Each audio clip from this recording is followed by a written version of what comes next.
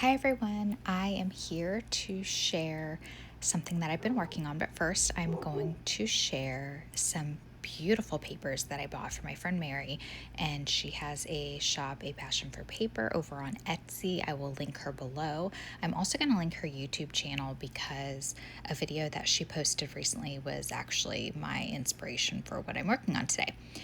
So I had to get some of the little Scrappy pads she has, the gorgeous blue coffee dyed paper. This is the pink avocado dyed paper. And then these are some beautiful extras she gifted me with. Just a lovely, lovely pack of so many fun neutrals and soft pastel colors in that graph paper. So I was really excited to use some of these to get started. She has really a huge selection of papers in her shop, and you should definitely check her out. Very reasonable. It takes all the work out of having to dye your own papers, and you get this beautiful selection. So I'm still working on my spring inspiration journal. I was out of town last week and I got a little bit behind, but that's okay. I'm going to continue to work on it throughout May. It's still spring, right? And I'm using the digitals from Raindrop Lila, which I will link below.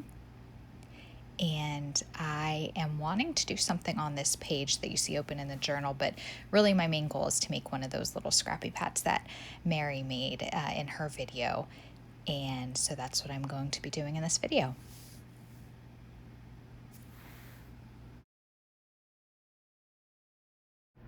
I am using some of the grungy coffee dyed paper strips to make a little scrappy pad here, and I have this French string that I'm just using to bind the pad here. I could use little staples, but I enjoy sewing, so I'm just using the string to sew these together, and as you can see, I'm just eyeballing it.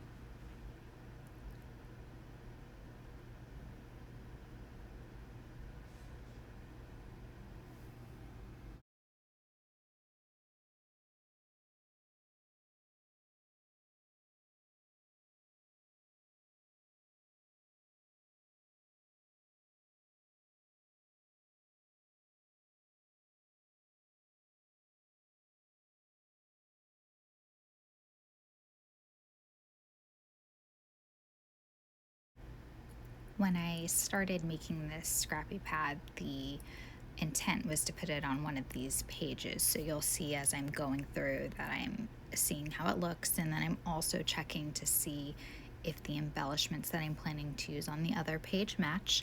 I end up not doing that. I end up doing something a little different. I'm putting the scrappy pad somewhere else in the journal, but I did want them to coordinate, so you'll see that I'm doing that.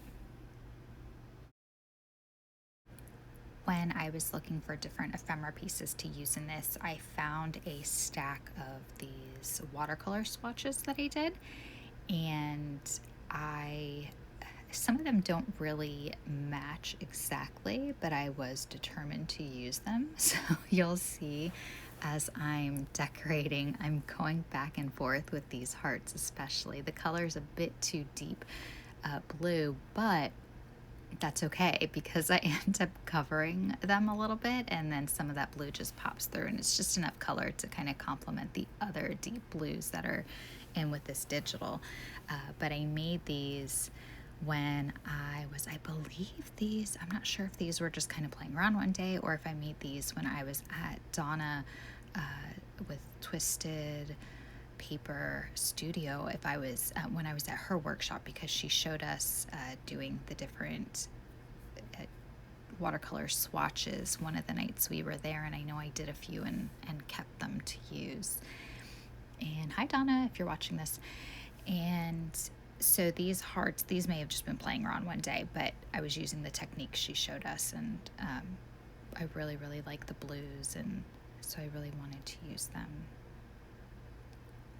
When I am putting together different little collage pieces, a lot of it is really just guesswork. I have a pile of things that I want to use, and I'm just kind of placing things down to see what looks good.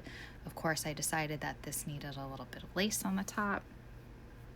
I also found this purple swatch and thought that the light purple would look good, and I'm going try to incorporate that somewhere as well.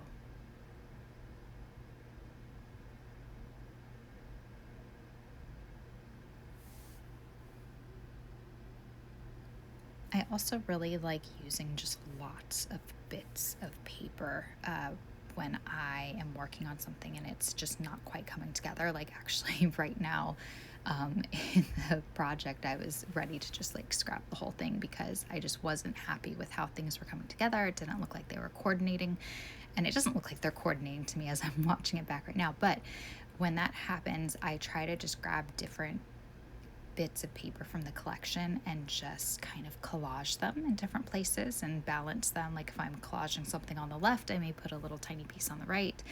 And like you'll see, I'm going to use a couple different little bits of paper in this to really tie everything in together. And that, to me, that helps it all come together and look complementary and coordinate. And of course, adding a little bit of lace never hurts, especially if you have like that heart is the darkest blue heart on that little color swatch, and it just is a bit too dark to go with the rest of the color palette. So I'm putting a little bit of lace over it, and that way we can see a pop of the color come through, but it's not too overpowering.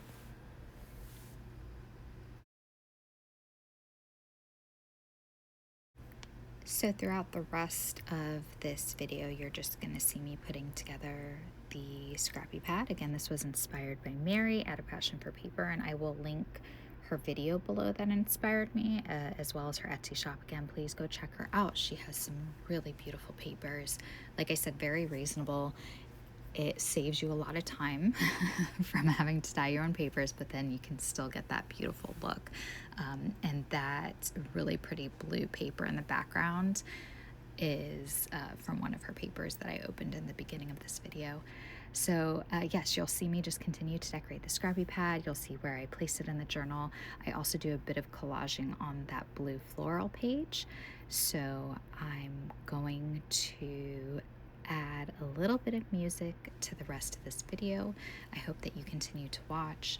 Thank you so much for everyone that has joined me for the earlier portions of this journal. I'm so glad that you're here, and I really appreciate all of your kind comments and your feedback. It really means a lot, and it is so appreciated.